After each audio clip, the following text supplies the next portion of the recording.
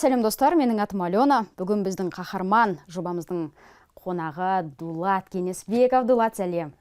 Саламатсыз. Қалың қалай? Жақсы, өзіңіз қалайсыз? Бәрі жақсы, шүкір. Оның жақсы екен. Сен бұйырса енді осы айдың соңында 29 қараша күні найза 78-де өнер көрсетесің, иә? Иә. Бұл сенің найзадағы, қателеспесем, үшінші жекпе-жегім. Жалпы, енді жауынгерді толықтай ашу үшін оның спортқа қалай келгені туралы, балалық шағы туралы білгіміз келеді. Соны кішкентайынан бастап, соны бізге айтып берсең, жалпы спортқа қалай келгені туралы. Жалпы спортқа мен 15 жасымда келгем. Кеш келді деді ғой сен? Кеш келдім, иә. Мен үлкен ағам айналысқан спортпен. Туған ба? Туған ағам, иә. Туған ағам айналысқан. И сол туған ағам тартты спортқа. Қандай спорт түрімен айналысты? Комбат джиу-джитсу. Сенің негізгі төл спортың, я негізгі спортың база? Негізгі базам комбат джиу-джитсу. Бірінші тренерім Мақсат Манатұлы. Мақсат Манатұлы ол Асу Алмабаевтың тоже тренері. Біз, получается, бір школадан шыққанбыз. Асу Алмабаевтың базасы тоже комбат джиу-джитсу. Сол 15 жасында? 15 жасымда келдім спортқа. Сол комбат джиу-джитсудан қандай жетістіктерге жеттің? КМС кандидат мастер спорта алдым. Жаман емес. Болды сол ғана. Ал неден комбат джиу-джитсудан ММА-ға қалай өттің? ММА-ға просто по ММА выступал. Все. Любительдерден, иә? По любителям. Әуесқойлардан. Маған үнемі қызық болатыны, бір спорт түрінен ММА-ға көшу. Мысалы, комбат джиу-джитсуда сен тек қана сол спортқа сай өнер көрсетесің. Мына жаққа неге барған кезде, ММА-ға барған кезде сен жан-жақты қамтуың керек. Барбаң бар. Стойка, енді комбат джиу-джитсу онсыз да стойка емес па? Иә. Мына жақта барбаңды дамытуың керексің, күресіңді. Не керек тағы да? Әртүрлі нәрсе керек қой оған? Негізі комбат джиу-джитсу деген ММА-ға ұқсайды. Ол жақта да күрес бар, грэплинг бәрі бар. Просто ол жақта кимоно мен боевой джиу-джитсу деп айтылады. Ол жақта тоже ММА-ға ұқсайды, просто в кимоно. Сол үшін саған ММА-ға өткен кезде үйреншікті болды ғой? Үйреніп қалдым уже. Комбат джиу-джитсудағы, мысалы, КМС-қа жетіпсің, қаншама демек сайыстарға қатысқан екенсің ғой? Қатысқам, иә. Біраз қатысқам, бірақ көп ұтылғам по любителям. Ағаң айтқан соны? Иә. Есте қаларлықтай болған бір жекпе-жегің туралы айтсаң?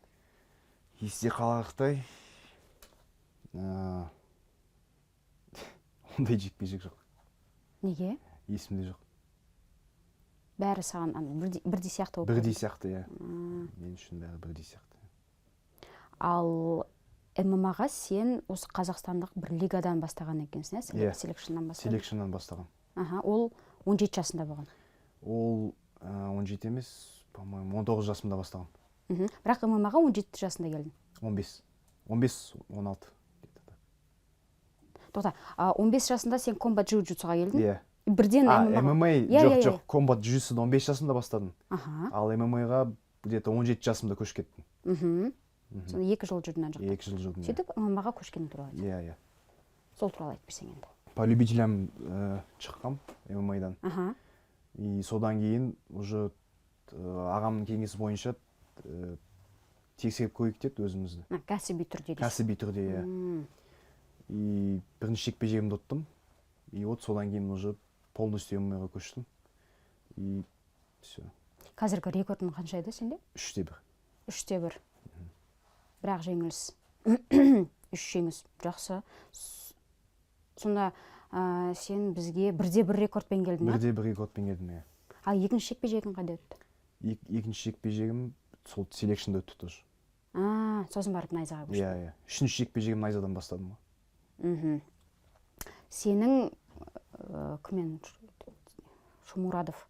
Юнуспен болған жекпе-жегің өте қанды, өте қатты тартыс болды. Көбісі енді Юнусты жеңеді деп ойлаған, негізі. Өте жоғарғы деңгейдегі өнерді көрсеткенсің. Сол туралы айтып берші бізге. Жалпы бұл жекпе-жек жайлы айтатын болсақ, мен басында негізі соперникті қатты танымаған, білмегем. Можно сказать, не ожидал от него. өте жақсы соперник екен, өте жақсы мықты жауынгер. Бірінші раундта бастаған кезде мен уже көп удар өткізіп алдым одан. И дальше уже собрался и получилось выиграть. Нешінші раунд? Екінші раундта? Екінші раундта. Сабмишнмен ұттым. Сосын сенің ағаң айтуынша, сол жекпе-жектен кейін ұзақ уақытқа дейін басын ауырды ма? Иә, басым ауырды. Сотрясение болған жоқ па? Сотрясение болмады, просто бойдан кейін где-то 2 сағат басым ауырды. Дәрігерге қарады ма? Иә, больницаға бардық, сол бойдан кейін в принципе все нормально. Сотрясение ештеңе болған жоқ. Сенің кезекті жекпе-жегің, кім Ислам Мигеновпен болатын. Оны қарап алған шығарсың. Дәл сен өнері көрсеткен картта қателеспесем, Ақтауда болған нәрсе ме? Жоқ, сендер неде? Алматыда. Тамызда төбелестіңдер. Ал Игенов одан бір ай бұрын Ақтауда өнер көрсетті. Ақтауда өнер көрсетті. Иә, түрлі жекпе-жектер екен ғой. Мейлі. Енді қарсыласыңды білесің? Білем, иә. Мықты жауынгер. Не ойлайсың жалпы? Жалпы мықты жауынгер, біз онымен уже бірге тренировка жасағанбыз, жақсы бала. Мен басында айтқам негізі Жандарбекке. То, что я не хочу с ним этого боя. Бірақ амал жоқ. Рано или поздно мы с ним все равно встретились бы. Можно сказать, спортивный интерес. Демек, сендер бұлай өмірде сендер достарсыңдар, Дос дегенде дос емес, просто жақсы сөйлескенбіз. Бірге тренировка жасағанбыз. Жалпы жақсы бала негізі. Қалай ойлайсың, саған кедергі болмай ма? Сол сендердің жақсы араласқандары? Жоқ, кедергі болмайды. Спорттың аты спорт. Оны сен қайдан біліп отырсың? Неден кейін ба? Екеуің бірге кездесіп жаттықтыңдар ғой? Содан біліп отырсың ба? Иә. Және де мен Осетиядағы тренерім бар, Шамиль Абдуллаев. Сол тренерім Исламның бойларын қарап шықты, изучить етіп, маған геймплан қойып берді. Примерный геймплан. Как с ним работать. Оның артықшылықтары неде? Саған неудобно болатындай? Левша, во-первых, бірінші. Екіншісі, антопрометрия. Ол сенің бойың ұзын сенен? Әлде қайда? Менен ұзын, кажется. Иә. Қолдағы да, аяқтағы да ұзын. И ірі кішкене менен қалғанда. Иә. Енді бой ұзын болғаннан кейін енді кішкене дене бітімі де соған сай. Өзің қалай жоспарлап отырсың, қалай бағалап отырсың бұл жекпе-жекті? Қалай аяқталады деп ойлайсың? Қалай аяқталатынын білмеймін, бірақ точно оңай болмайды. Оңай жекпе-жек болмайды, точно. Шомурадовқа қарағанда осы қиынырақ болады деп ойлайсың? Қиынырақ болады деп ойлаймын, иә. Бірақ дайынсың? Дайынмын, иә. Сенің жалпы ММА-дағы мақсатың қандай? ММА-дағы мақсатым әрине UFC, за океанымды қатысы. Неге? Көбісі UFC-ге нетеді, соң қызық баған. UFC-ге жүгінеді. Мечта. Ал мына жақта ше, мысалы UFC-ге бармастан бұрын, мына жақтағы жоспарларың қандай? Мына жақтағы жоспарларым найзада өнер көрсету, найзаның поясын алу, бір-екі рет қорғап, дальше біз океанымды қатысы планирую. Айтпақшы, маған берілген ақпарат бойынша, сенің ең қиын қарсыластарының бірі ол Рамазан Гасанов деп санайды екенсің. Иә. Енді оған кәдімгідей дайындалу керек. Сол дайындықтың бірі бір жағынан кім ғой енді? Исламның жекпе-жегі. Иә. Сенің кішкене мінезің туралы сөйлесекші. Мінезім? Иә. Сен интроверт екенсің. Интровертпін, иә. Бірақ ММА-да жүргеннен кейін камераның алдында жүруің керексің, сұхбат беруің керексің. Бұл сен үшін қаншалықты қиын болып жатыр? Өте қиын. Үйрене алмай жатырмын. Сұхбат берген кезде, өткенде айтпақшы, Алматыда өнер көрсеттің ғой сен? Дзеге отырып алдың ғой, шаршағаныңнан ба, сондай. Бірақ сұхбат берген кезде сен бәрін жақсы айтып, камерадан қобалжып сөйлейтін адам емес сияқты едің негізі. Бойдан кейін эмоция кішкене. Адреналин. Адреналиннің арқасында, может, ұялмаған шығармын. Ал мектепте қандай болдың? Мектепте тыныш өзімен өзім жүретін. Тихий, спокойный. Бірандай іс-шаралар болатын еді ғой мектептерде, өйтіп қатыспайтын бедің? Қатысатын, бірақ конфликтный емес, мен өзім бірінші бастамайтын ешқашан. Ал саған тисе ше? Тисе, оңдырмаймын дейсің ғой. Саған негізі төбелескен қалай жалпы өзіне? Егер де спортпен айналыспай-ақ қой десе, жоқ, өзің үшін айналыс, бірақ кәсіби түрде айналыспай-ақ қой десе, қояр ма едің? Жоқ. Неге? Себебі ұнайды маған. Бұл менің арманым. Несімен ұнайды? Біреулерді көріп жүрмін да, кейбір жауынгерлерді, андай төбелескен кезде кәдімгідей ләззат алады. Біреуді ұрғаннан және өзі таяқ жегеннен ше, соны түсінбеймін. Сенде бұл жағынан қалай? Білмеймін, өзімді көрсеткен ұнайды. Қаншалықты мықты екенімді, талант. Вот это хочу показать людям. Демек, сен өзіңді көрсетуге жақынсың десе де. Иә. Сосын жаңағы ағаң айту бойынша, сен үйде жалғыз қалған кезде, кішкентай кезінде, тамақты да өзің істеп, жасай алады екенсің, иә? Неше жасынан бастап тамақ істеп үйрендің? 11-12 жасынан. Қызығып үйрендің бе, әлде әкешен жұмыста болғаннан кейін ба? Амалдың жоқтығынан? Иә, амалдың жоқтығынан. Қандай тамақтан бастадың? Есінде бар деп, андай, уверен болып тұрмын да мен. Бутерброд. Содан бастадың? Иә. Ал ең сүйіп жасайтын тамағың бар ма сенде? Паста. Жаман емес. Жақсы ғой бұл. Альфредо, фетучини? Фетучини. Мясо. Альденте. Вино ішпейсің ба? Жоқ. По праздникам. Как раз пастамен жынды кететін. Қызықты фактілерден сені кішкентай кезінде 2 рет машина қаққан екен. Сол туралы айтпашы? Бірінші рет қаққан кезде, мектептен шығып баратқан кезде, достарыммен ойнап жатқам. И сол жолдың ортасында ойнап жатқан кезде, бір досым байқамай ете жүрген, и сол кезде аяғым мыш кетті. Ойбай, нешедесің ол кезде? Ол кезде есімде жоқ. Шамамен 5-ші сынып, 6-шы сынып, по-моему. 6-7-ші сыныпта. Сосын не қылды, андай, не қойды ма? Гипс қойды, тобығым шығып кетті. Потом больницада жаттым. 2 айдай, 2-3 айдай. Сенің алғашқы травмаң ба сонда? Алғашқы профессиональный травмам. Ал екінші рет ше? Екінші рет тоже мектеп жақта. Ол кезде кішкене үлкендеу. Ол кезде уже үлкендеумін, мектеп жақта велик айдап баратқам. И машинаны көрмей қалдым да, сосын машина қағып кетті. И иығым шығып кетті. Тоже больницада жаттым 2-3 айдай. Гипспен жүрдім. Екінші рет өзің қателік өзіңнен болса, біріншісінде қалай болды? Біріншісінде қателік тоже өзімнен деп ойлаймын. Жолдың ортасында ойнаған үшін енді. Оплатились. Түсінікті. 17 жасында спортты тастағың келген екен. Иә. Қаражаттың жеткіліксіздігінен енді секцияға төлеуің керек болды. Түсінгенімше ата-анаң жұмыста. Иә. Отбасыңда қаншасыңдар? 5 адамбыз. Сен? Мен үлкен ағам бар, кіші інім бар. Мен отан қыз. Сол кезде спортты тастауға мәжбүр болдың, бірақ ағаң бар екен. Нағашы ағаң ба? Туысқан ағам. Туысқан ағаң дейік. Сол кісі сенің талантыңды көріп саған көмектескісі келді ма? Қалай болды? Сол кісі жалпы мен ол кезде по любителям выступать етіп жүргем. Кейде ұтып, кейде ұтылып жүргем. Сол кезде Абзал ағам, туысқан ағам айтты, көмектесейін. Тренировкаңа төлеп берейін, сен тренировка жаса, анау мынау деп көмектесті. Сөйтіп, сонда сенің бойындағы жаңағы дарындылығыңды, талантыңды кішкене қолдап, сені әрі қарай жетілдіріп жатыр, иә? Кішкентай кезінде, 17 жасында официант болып жұмыс атқарған екенсің. Сол тәжірибең туралы да сұрағым келіп отыр. Жалпы адамдармен жұмыс істеу өте қиын нәрсе. Өйткені клиенттер деген әртүрлі болуы мүмкін ғой.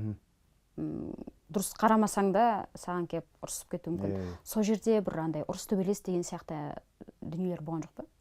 Бір рет болған, бастықтан сөз естігем. Кімнен? Бастықтан. Мен банкеттегі шығып жүргем, сосын не құлатып ағам. Ыдыстар ма? Ыдысты құлатып ағам, сол кезде сөз естігем. Қобалжып құлатып ағам. Бірінші күнінде. Енді оның бәрінде болады. Ал андай клиенттермен сенде онда не болған жоқ? Жоқ, клиенттермен ондай болған жоқ. Бәрі адекватный болды? Адекватный. Тебе повезло в этом плане. Повезло. ата анаң сенің неге жаңағы спортпен айналысып жатқаныңа жалпы қарсы емес екен. Қарсы емес, иә. Қолдап жүреді. Қолдайды, иә. Бірақ анаң қарамайтын шығар жекпе-жектеріне. Анам қарамайды жекпе-жектерді. Анам үшін өте қиын. Бірақ әкем қарайды. Өз жауынгерлердің басым көпшілігінде негізі сондай. Мамалардың жүректері ауырып, сөйтіп қарай алмайды екен. Ал неден кейін ана кіммен Шомурадовпен болған жекпе-жегінен кейін үйге қайттың ғой? Иә. Анаң қалай реакциясы қандай болды? Таң қалды. Жылады ма? Жылаған жоқ бірақ. Просто айтты, неге одағы өткізесің деп. Сұрайды ғой, уайымдап. Так, нормально, в принципе. Ну, қолдады. Қолдады, иә, қолдады. Балам, жаным, Иә. жаныңдамыз, қолдаймыз деп па? Иә. Осы жекпе-жекке сен Осетияға дайындық жасаған екенсің, иә? Сол туралы айтып берші. 2 ай болдың ба сонда, иә? Иә, 2 айдай болдың. Жалпы Шамиль Абдуллаев деген тренер бар. 2019 жылы или 2020 жылы мен ол тренерге сборға барғам 2 аптаға. Сол кезде танысқам ол тренермен. Өте жақсы тренер, өте ақылды, профессиональный тренер. Осы Шомурадовпен жекпе-жектен кейін ағам екеуміз келістік. Сол Шамиль Абдуллаевтың қолында дайындалайық деп. Енді сол Абзал ағам жіберді сборға 2 айға. 2 ай дайындалдым сол жақта. А сен мына жақта қандай клубта нетесің? Fight Club. Fight Club'та. Осы жердегі алған тәжірибең және недегі Осетиядағы алған тәжірибең туралы қалай өзгердің, қалай өстің, сол туралы айтып берші. Және жалпы не өзгерді деген ба? Физикалық тұрарлықтан тұрғыдан. Физикалық тұрғыдан өстім деп ойлаймын. Ол жерде, получается, Шамиль Абдуллаев и және тағы бір тренер бар. По физике отдельный тренер. Өте мықты тренер тоже. Жалпы сол физикалық тұрғыдан өстім деп ойлаймын. Кімше қазіргі сенің бапкерлерің Асиф Тагиев және Әділ Боранбаев. Әділ Боранбаев ол ММА-ның аңызы десе де болады, иә? Ол кісіден де тәжірибе алған шығарсың? Иә. Біраз нәрсе жинап. Әрине. Сол туралы айтып берсең. Жалпы Алматыда болған кезде мен Асиф Тагиев және Әділ Боранбаевтың қолында тренировка жасаймын. Мен сокоманднигім бар, Султан Тагиев. Иә, кімнің баласы емес пе жаңағы? Азат. Асиф. Асифтің племяннигі ол. Оның әкесінің аты Азат. Султан Тагиев. Шатастырып отқан шығар. Мейлі айта қой. Сосын? Вот сол Султан екеумізді Асиф Тагиев пен Әділ Боранбаев жаттықтырады. Алматыда болған кезде. В основном. Өзінің тәжірибелерімен бөліседі. Физикалық тұрғыдан түсінікті. Жаңағы техниканы қойып береді, басқа нәрсені жасап береді, айтып отырады. Бірақ психологиялық тұрғыдан саған кім көмектеседі көбіне? Психологиялық тұрғыдан өзіме көмектесемін. Саған бапкерлерің айтпай ма? Мысалы, қалай өз-өзіңді ретке келтіріп алуға болады, жаңа қобалжыңды қалай басуға болады, өзіңе деген сенімділігіңді қалай арттыруға болады? Жалпы бойдың алдында айтады, иә.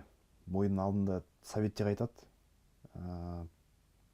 Қалай настой ұстау керек, қалай шығу керек, соның бәрін бойдың алдында айтады.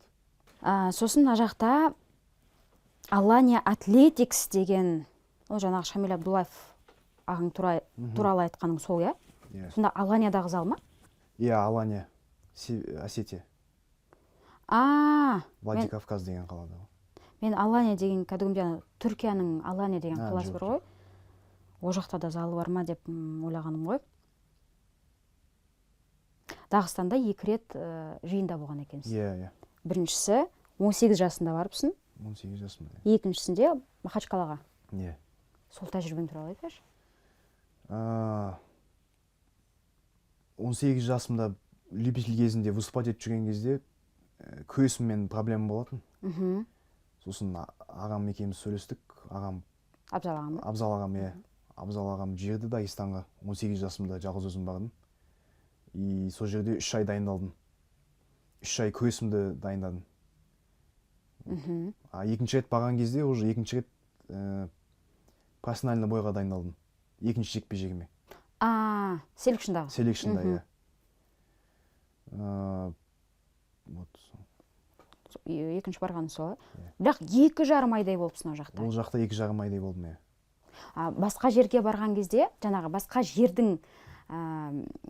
жерге жиынға барған кезде, Махачкалаға, Дағыстанға 2 рет барып келіп отырсың ғой. Мәдениеті бөлектеу, халқы бөлектеу, сол саған қалай әсер етті? Жақсы әсер етті. Адамдары өте кішіпейіл, добрый деген қалай қазақша? Ақ көңіл. И неге жақын? Религияға жақын. Дінге жақын. Дінге жақын, иә. Құшақтары ашық дейсің ғой. Иә. Сосын Таиландта болыпсың, иә? Тайгер Муай Тайда болдың ба, не? Иә. Сол туралы айтып берші. Сен былайынша қарап тұрсам, кәдімгідей андай дайындықтарың жақсы жерде өтіпті. Иә. Бәсе, онда Шамурадовқа қарсы көрсеткен өнерің содан екен ғой.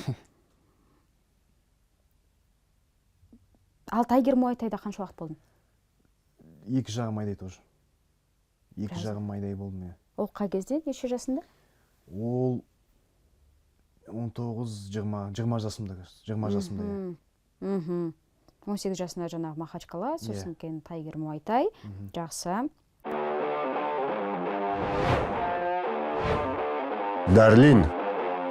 Будь чемпионом в бизнесе. Доверь рутину Дарлин. Ағаңның айтуынша, сен де жекпе-жекке андай стратегия қоймайды екенсің. Не, стратегия қатты қоймайме. Стратегия жаңағы жекпе-жекке жоспар, планына бой деген. 2 түрлі нәрсе ме, әлде бір нәрсе ме? Бір нәрсе екен. Бірақ осы жолғы жекпе-жекке кім? Шамил ағаң, иә? Шамил, иә. Шамил Абдулаев маған қойып берді менің орныма. Геймплан. Ол арнай кімге қарсы ғой енді? Иә, Игеновке. Игеновке қарсы. Былай жалпы өзім негіз көп құрмайым план. Сен де басты мақсатың әйтеуір ұту. Иә. Енді кәсіби тұрғыда өсе берген сайын, жоспар құрып та үйрену керек. Өйткені жұмыстың бір бөлігі ғой, былайынша қарап тұрған кезде. Хоббиң компьютерлік ойындар дейді. Қандай ойындарды ұнатасың? Әртүрлі ойындар ойнаймын, сюжетный ойындар, онлайн ойындар. Сені өте андай дисциплинированный, өте тәртіпті, тәрбиелі жігіт деп айтады. Ол кішкентайыңнан сондайсың ба? Кішкентайымнан деп айта алмаймын. Мен бірінші тренерім арқасында ол. Мен каждый раз пропускать келген кезде наказание болатын. И сол бірінші тренерім арқасында сол кезден бастап уже дисциплинированный болып кетті. Осы күнге дейін. Сені ең көп қолдайтын адам кім? Әкем и абзал ағам. Ең жылы сөз көп айтатын адам кім? Жылы сөз мамам. Қандай сөздер айтады саған? Жаным, молодец. Мен саған сенем. Осындай сөздер. Қызың бар ма? Жоқ. Неге? Ты так сказал? Жоқ. Неге? Карьерасын аша ала ма? Көптен көп рахмет саған, Дуат. Сізге рахмет. Түсінем, камераның алдында кішкене сөйлесу саған әзірге қиынрақ. Бәрі дұрыс, жағынан қобалжыма. Ең бастысы күшің, өзіне деген сенімің, және жекпе-жекте көрсететін өнерің. Сен айтып отырсың ғой, халықтың алдында өзімді көрсеткім келеді, талантымды көрсеткім келеді деген сияқты. Ол қолыңнан толыққанды келетіне кәміл сенем. Мен де, көрермендер де сенеді. Сендердің мына кіммен исламмен болатын жекпе-жектерінде кімде қаламаған негізі Нұрбек ағай. Өйткені найзаның енді өсіп келе жатқан жарқын жұлдыздарысыңдар. Енді. Үміт күттіретін, болашағынан үміт күттіретін жігіттер. Сондықтан екеуінді кездестіріп, халықты шулатайын деп жатыр да негізі. Өте тартысты, өте қатты, мықты жекпе-жек болайын деп тұр. Біз саған сенеміз. Қолынан келеді деп үміттенбейміз, білеміз, сенеміз. Өте жақсы жауынгерсің. Сондықтан сәттілік тілейміз саған. Бәріміз жақсы жекпе-жек көрсете ғой. Егер айтар сөзің бар болса, мына камераға қарап, немесе маған қарап айтар сөзің бар болса айта ғой. Сізге рахмет шақырғаныңызға. Спасибо, что интересуетесь. Ценю это. Надеюсь, сработаемся. Обязательно. Дальше больше. Уайымдама. Осымен достар, тамам. Келесі жүздескенше сау, сәлемет болыңыздар.